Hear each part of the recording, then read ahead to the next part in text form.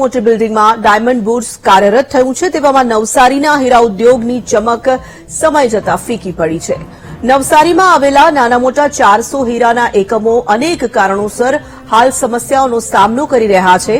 Ukraine Russia યુદ્ધને કારણે રશિયાથી આવતા rough ડાયમંડની આયાત બંધ થતા હીરા એકમોને હાલાકી ભોગવવાનો વારો આવ્યો છે। એટલું જ નહીં, લેબોરેટરીમાં બનાવવામાં આવતા સિન્થેટિક ડાયમંડની સામે અસલી હીરા ખૂબ મોંઘા પડતા હોવાથી લોકોમાં હીરાની ખરીદીનું ચલણ પણ ઘટ્યું છે।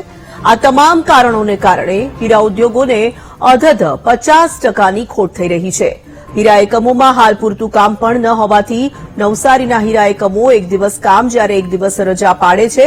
એક સમયે 50,000 પરિવારોને રોજીરોટી પૂરી પાડતા હીરા ઉદ્યોગ આજે મંદીમાં સપડાયું છે, ત્યારે બીજી તરફ રત્ન કલાકારો પણ ઓછા પગારે કામ કરવા મજબૂર બન્યા છે।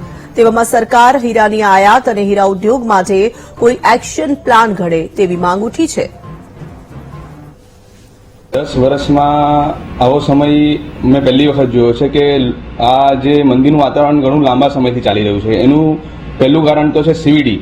લોકો સીવીડી તરફ ઘણા મૂવ થઈ રહ્યા છે, કેમ કે એ ઘણું સસ્તું પડે છે સીવીડી, અને રિયલ ડાયમંડ લોકો હવે થોડું ઘણું ઓછું કરી દીધું છે, કેમ કે એ જે રેટમાં આવે છે એના તો સીવીડી 10%માં મળે છે।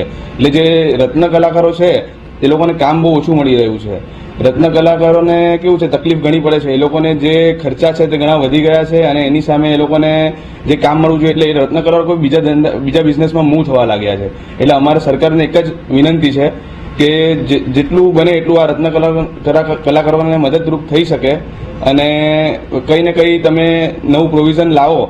આ વખતે ઘણો સમય લાંબી મંદી ચાલી, 2023 તો આખું વર એવું મંદી જેવું ચાલુ છે, અને મંદીનું કારણ એક તો એવું છે કે રશિયા યુક્રેનનું યુદ્ધ બી અત્યારે ઘણા સમય લાંબેથી ચાલ્યું।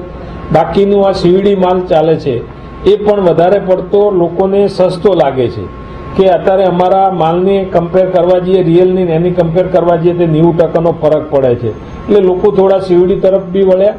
અને કારીગરની વાત કરીએ તો કારીગર વર્ગમાં પણ અત્યારે થોડીક તકલીફ છે, કારણ કે તકલીફ એના માટે છે કે અત્યારે બજારમાં રિયલ હીરાની ઓલ વિશ્વમાં કોઈ જગ્યાએ માંગ નથી, એના કારણે પણ અત્યારે મંદીનો માહોલ છે।